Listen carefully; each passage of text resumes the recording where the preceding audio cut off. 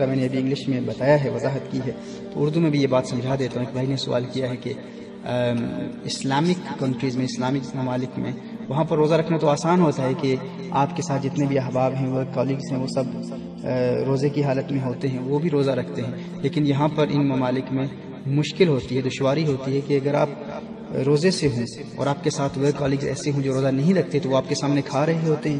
کھانا کھا رہے ہوتے ہیں، پانی پی رہے ہوتے ہیں، تو آپ کے لیے مشکل ہو جاتا ہے۔ تو جسے یہ دشواری پیش آئے وہ آج حضور اکرم صلی اللہ علیہ وآلہ وسلم کی ایک حدیث سن لیں، انشاءاللہ تعالی یہ مشکل ختم ہو جائے گی۔ اور یہ بھی یاد رکھیں کہ اکثر روزے کے حوالے سے وہی لوگ مون کرتے ہیں، کرٹیسائز کرتے ہیں، کمپلین کرتے ہیں جن کا گول تقوی نہیں ہوتا۔ اگر آپ کا الٹیمیٹ گول روزے کے ذریعے تقوی حاصل کرنا ہے تو آپ کو کوئی دشواری نہیں ہوگی،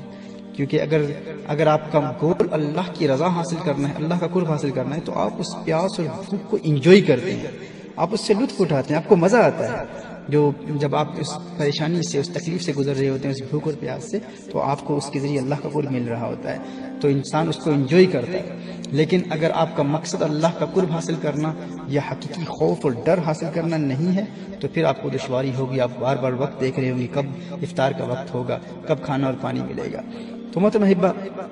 اگر آپ کے ساتھ کوئی ایسے لوگ ہیں جو کھانا کھا رہے ہیں اور روزہ نہیں رکھتے، تو یہ یاد رکھیں کہ جب تک انسان کسی ایسے شخص کے پاس بیٹھا ہوتا ہے جس نے روزہ نہیں رکھا، اللہ جل وعلا کا فرشتہ اس بندے کے لیے اس وقت تک دعائیں کرتا رہتا ہے جب تک اس کے ساتھ ایک دوسرا شخص بیٹھا ہے جو کھانا کھا رہا ہے، اور جب وہ کھانا کھانا ختم کرتا ہے تو اس کے بعد وہ فرشتہ جو اس کے لیے دعائیں کرتا ہے وہ چلا جاتا ہے۔ یعنی آپ غور کریں کہ جس وقت تک آپ ایک شخص کے ساتھ بیٹھے رہیں گے جو کھانا کھا رہا ہے، اس وقت تک اللہ کے فرشتے، ملائکہ، فرشتہ آپ کے لیے دعائیں کر رہا ہے۔ آپ کو اور کیا چاہیے؟ آپ کو یہ حدیث سننے کے بعد اب یہ جذبہ بیدار ہوگا، ایسے لوگ جنہوں نے روزہ نہیں رکھا ہوا، ان کے ساتھ بیٹھ کر ان سے باتیں کریں، ان کو کھانا کھاتے ہوئے آپ دیکھیں گے، لیکن آپ کے دل میں یہ بھی رہے گا کہ اللہ کے ملائکہ، فرشتے، اینجلک کریشنز آف اللہ جل وعلا، وہ آپ کے لیے دعائیں کر رہے ہیں۔ اور ہمیں کیا چاہیے محترم احبہ؟